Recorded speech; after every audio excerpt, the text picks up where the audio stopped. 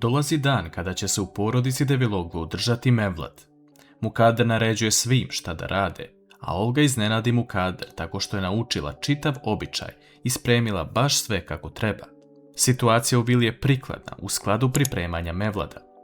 Mukader dobije uramljene slike sa svojim unukom i govori Hančer šta će Efehan obući danas. Hančer odlazi u sobu kod Džihana koji se sprema da ide na posao, ali pre toga vidi Čemila koji također kreće na posao jer je ovaj Mevlad samo za žene. Džihan pita Hančer da li će ovo Efehan danas obući, a ona govori da je to Mukaderina želja.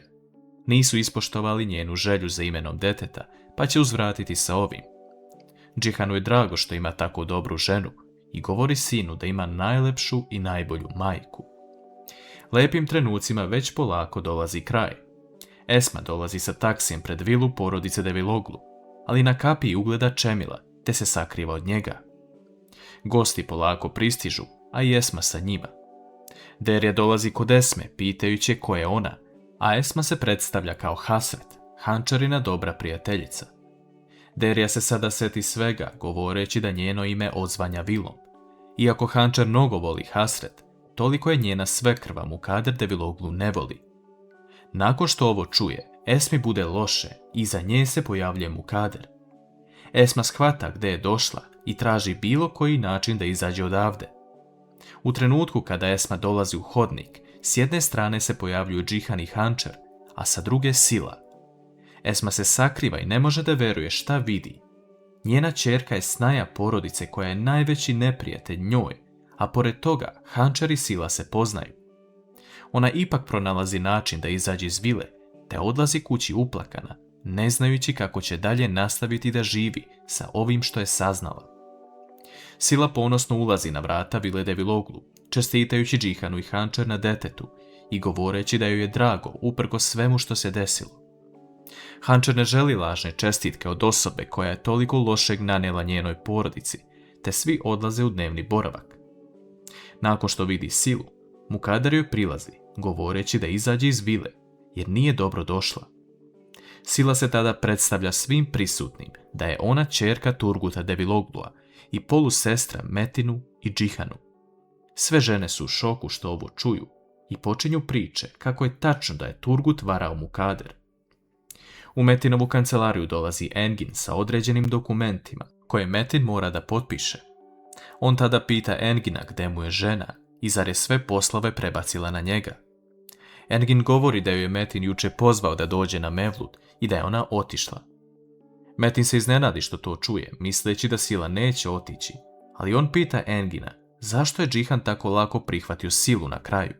Engin se zapita i govori da on sigurno ima neki svoj razlog. Engin izlazi, a Metin se nada da će Sila zapaliti vatru događaja u vili Deviloglu. Ertugrul hrani Alije, a ona mu govori da bi on trebao ići da radi, jer mu je zbog nje ova kuća postala zatvor. Ertugrul govori da su ti dani prošli i da nema svrhe vraćati se nazad. Ona mu dodaje da su njeni dani odbrojani, a da on mora nastaviti da živi. Ertugrul odlazi u kuhinju i plačući čita molitvu, jer shvata da njegova žena neće dugo živjeti. Sve je spremno za Mevlad, a običaji samo što nisu počeli. Džihan govori Hančer da mu se pridruži u hodniku, pitajući gde je Hasret, jer on već treba da krene na posao. Hančer zove Hasret na telefon, ali ona sedi na betonu jedne ulice plačući. Kakav će izgovor Esma reći Hančer?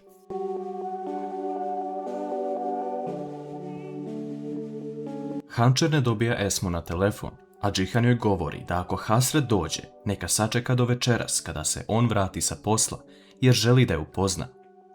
Esma odlazi kod svoje prijateljice, uplakana, govoreći da prolazi veliku kaznu od Boga što se sve ovo moralo desiti. Mevlad počinje i sve žene su na okupu. Gulsum odlazi da nazove Metina kako bi mu prenijela šta se sve desilo i kako je Sila postupila kada je ušla u vilu. Metin zna da je Sila došla i govori Gulsum da mu prenosi sve detalje. Nakon toga, Metin izlazi iz kancelarije i sreće Džihana, te ga pita da uđe u kancelariju da popiju kafu. Džihan govori Metinu da je došla i Sila i da mu je drago što oni više nemaju ni jednu prepreku u životu. Ovo biva čudno Metinu i želi da otkrije zašto se Džihan ovako promenio. Metin vidi da je Džihan srećniji od kada je dobio sina i govori mu da on sada bude slobodan čovjek jer se umorio od posla, a da je red na Metina da se umori. Džihan okreće glavu i samo se nasmeši. Po izlasku iz kancelarije, Džihan sretne Engina koji mu govori da je krenuo nešto da dostavi kao Silin advokat i dodaje to da mu je drago što je Džihan izašao iz zatvora. Džihan mu govori da ne želi da sluša njegove reči i da je Engin svoj put odabrao, a sada je red na Džihana. Mevlat se završava i kreće darivanje deteta. Sve žene prilaze sa određenim darovima, ali na kraju dolazi i Sila. Sila vidi narukvicu na bebinoj ruci, koja je ista ona što je Sila vidjela kod Esme. Sila pita Hančer gdje je dobila ovu narukvicu, a Hančer govori od jednog poznanika. Hančer ne želi ni da Sila dodirne Efehana, koliko je ljuta na nju što je ovo sve uradila. Međutim, Derja prilazi Mukader, govoreći da je ona baš velikodušna kada je dopustila da se Sila i Hančer sretnu posle svega. Ona to ne bi uradila da je na njenom mestu, ali Mukader tada sprema novi plan. Ona govori Deri da provede Silu kroz vilu, kako bi vidjela šta nikada neće biti njeno. Derja pristaje na ovo, govoreći da njih dve sigurno nisu u dobrim odnosima jer imaju iste misli. Sinem prilazi da daruje poklon Efehanu, a Sila odlazi na svoju stolicu. Derja se pridružuje Sili, pitajući da li je nekada vidjela celu vilu i da li želi da je Derja provede. Sila pristaje na to i njih dve odlaze, a Hančer se zabrine šta to Derja radi jer će Mukader prvo vikati na nju zbog Derije. Međutim, Hančer kreće da provjeri šta se desilo sa Derijom i Silom, a Mukader joj govori da ostane na mestu. Derja pokazuje Sili svaki sprat, ali nakon što dođu u Mukaderinu sobu, Emir zove Deriju koja izlazi iz sobe, a Sila ostaje. Ne znamo još uvijek da li je Sila nešto uradila dok je ostala sama, ali ona se ubrzo pridružuje Deriji. Nakon toga njih dve odlaze na treći sprat, gdje se odmah vidi pogled na kuću koja pripada Hančer. Sili nije jasno zašto je ta kuća prevedena na Hančer i kako je Mukader reagovala na to. Derja govori da je Hančer došla kako bi rodila Džihanu dete, a ipak na kraju se ispostavilo da je ovo ljubav, pa čak da joj je prepisao i kuću.